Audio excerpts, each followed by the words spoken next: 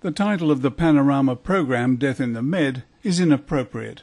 9 humanitarians bringing aid to Gaza were murdered by Israelis on the morning of May 31, 2010 in international waters. But not even where they were killed was spelled out in full. Self-defense or excessive force? What really happened that night?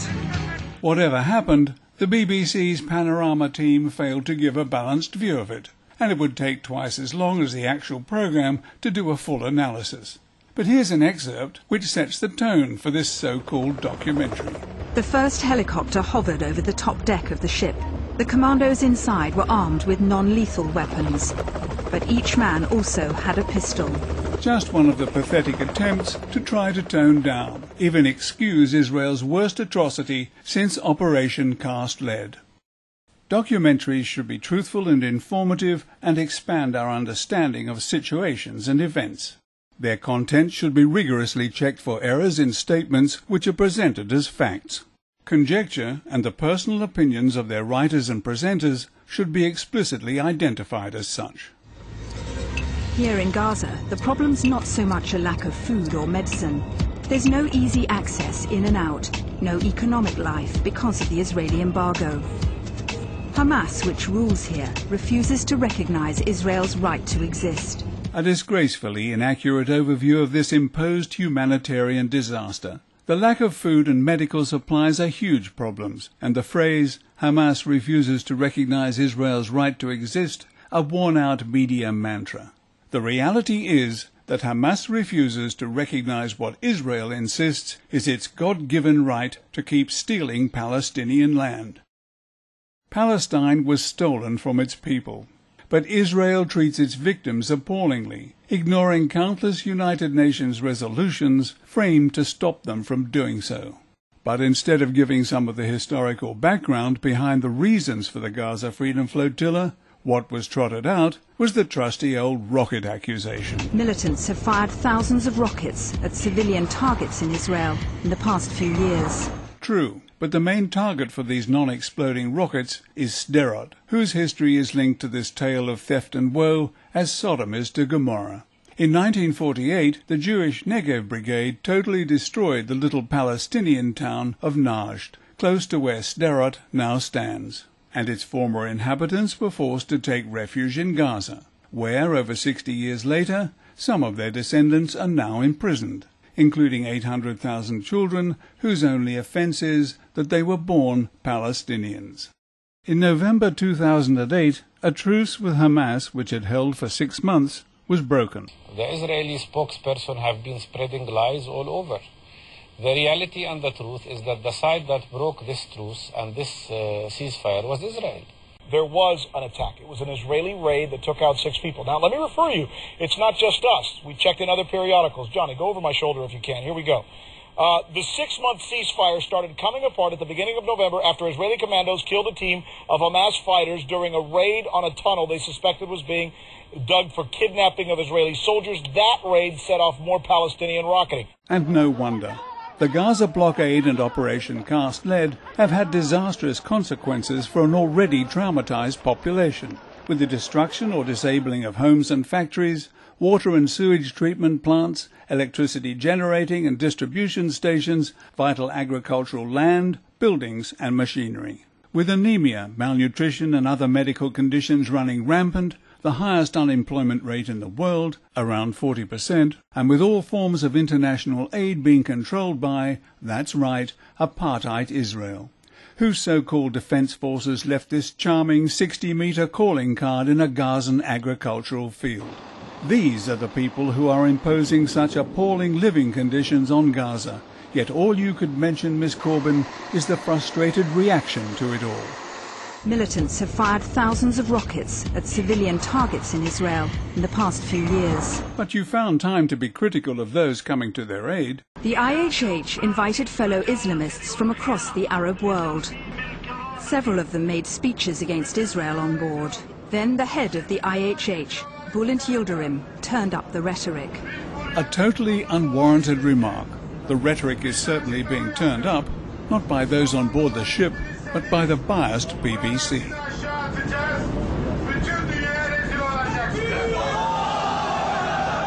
I went to talk to Mr. Yildirim at the charity's headquarters in the most Islamic area of Istanbul. What an odd remark. Turkey's population is 99% Muslim, so most of Istanbul would be Islamic. The IHH isn't just known for their humanitarian work. Western authorities have accused them of having links to terrorist organizations. Without any proof, that was pure mudslinging innuendo and has no place in a documentary. You said that if they, the Israelis, board the ship, we will throw them into the sea. Isn't that a provocation to be saying that to your followers on the ship? Advising one's colleagues about how to protect themselves against aggression is not a provocation. With great respect, Mr. Yildirim, there was no need for you to answer a question which should never have been asked. But it gets better. On the evening of the 30th, people were settling down to sleep on the ship. Or worse, depending on your point of view. Spirits were high.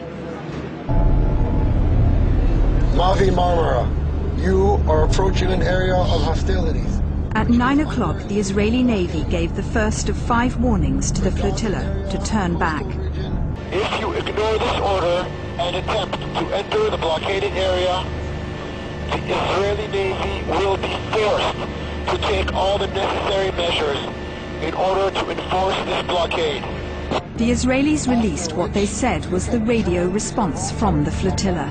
Part of it was defiant and abusive. Shut up, go back to Auschwitz. We're helping Arabs going against the U.S. Don't forget 9/11, guys. The recording's authenticity has provoked controversy. The flotilla's organizers insist they did not hear these comments being made. And the visual appears to back them up. The Auschwitz comment would have been offensive to an Israeli, but neither of these two batted an eyelid at it. Shut up, go back to Auschwitz. We're helping Arabs going against the U.S. Don't forget 9/11, guys. And the 9/11 comment doesn't make sense. So who decided that this unsubstantiated material should be included in the program? And why? If I die as a shaheed, I just want to tell my children, my wife, that I love them a lot. Their father died for a really good cause.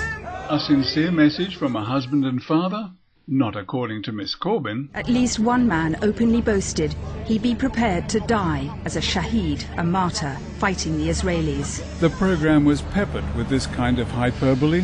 Video shows IHH activists cutting metal bars from the ship's railings that night.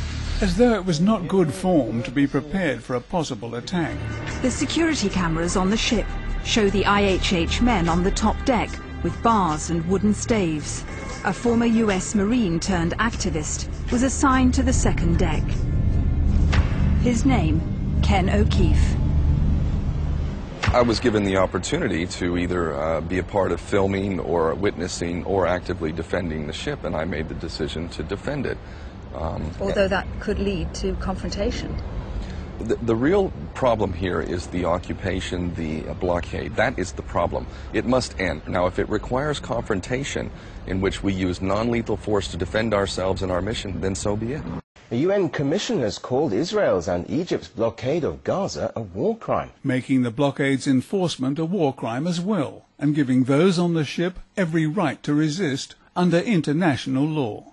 But the BBC failed to mention that. Instead, Jane Corbyn's commentary has an air of faint disapproval about the way those on board the ship reacted to the Israeli threat. Yet these compassionate people from various countries and walks of life were putting their lives at risk, attempting to do what the United Nations has failed to do since June 2007. By now, they weren't just passengers down there. They hauled 2 soldiers down here bleeding and wounded. An IHH volunteer took charge of the Israeli commandos. Captain R was one of the wounded Israelis taken below. I felt this was the moment. Any minute I am going to die. Unlike 9 of the humanitarians, the anonymous Captain R did not die. He and 2 other commandos were given first aid and later released. They were not held hostage against the demands of the Mavi Marmara's attackers, as they could have been. They were released. But Jane Corbin could not bring herself to acknowledge this indisputable humanitarian action. Me and another soldier found ourselves alone, and we just jumped off the bow into the water. All 3 Israeli commandos were rescued. Ken O'Keefe and others characterized this as a blatant lie, because they know that the commandos were released, not rescued. But Miss Corbin will probably claim that she meant rescued from the water, although we don't even know if the 3rd released commando had jumped off the ship. To my way of thinking, Jane Corbin set up her targets very early in the program and was not about to let an inconvenient fact about the actions of the people she seemed determined to denigrate spoil her aim. But did Israel fall into a trap? And what was the real agenda of some of those people who call themselves peace activists on board the Free Gaza Flotilla? As we have already seen, she was determined to turn reality upside down. Isn't that a provocation to be saying that to your followers on the ship? And I made the decision to defend it.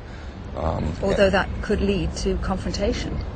Now it's time for Spot the Missing Question. But at least in one case, they did use their weapon, because we found bullets and shells of weapons that is not in use in the Israeli forces. The question that was not asked was, can I see this evidence? A great show was made of some of the weapons that the Israelis say they found on the Mavi Marmara, but of the alleged handgun, not a sign. If I'd been in charge of that exhibition, I would have put it in a special glass case. This segment is from BBC Newsnight, June 1st, 2010. The Israelis have maintained they put people aboard with non-lethal weapons and pistols for their own defence. But this man seems to be carrying a suppressed version of the Uzi submachine gun. Talk about a provocation, but Jane Corbin chose not to question any of the Israelis about that either. Too confrontational, perhaps. The Mavi Marmara didn't break the blockade of Gaza, but it did spark international outrage. Justifiable outrage against the Israelis' use of excessive force, resulting in the deaths of these 9 men. It is well known that the early hours of the morning are when a person's psychological state is at its lowest ebb. So why weren't the Israelis asked why this time was chosen? Wouldn't around 9 a.m. have been a more upbeat and hopeful time for a peaceful conclusion to what everyone must have known was going to be a confrontation? That important issue was never brought up, but there was still time for another metaphorical slap in the face for the humanitarians. So what about the aid the IHH said was the reason for their mission? Some of it's arrived in Gaza from Israel and it's sitting in a warehouse. Mobility scooters, hospital beds and drugs. But I found that 2/3 of the medicines are out of date and useless. Apart from the fact that some of this packaging is still intact, her statement about the drugs being useless is grossly inaccurate.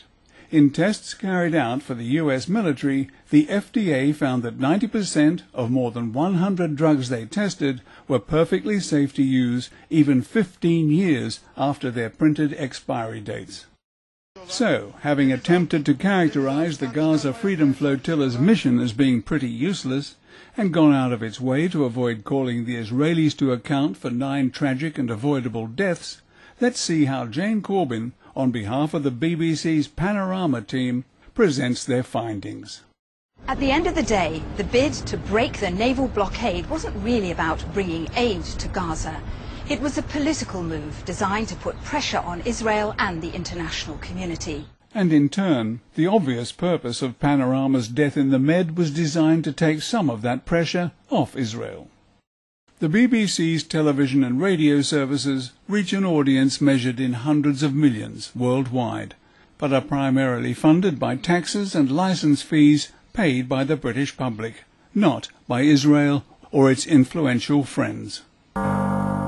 So Panorama's biased and often untruthful treatment of Israel's worst atrocity since Operation Cast Lead should trigger a public inquiry about who is really in charge of one of the most influential broadcasters on the planet.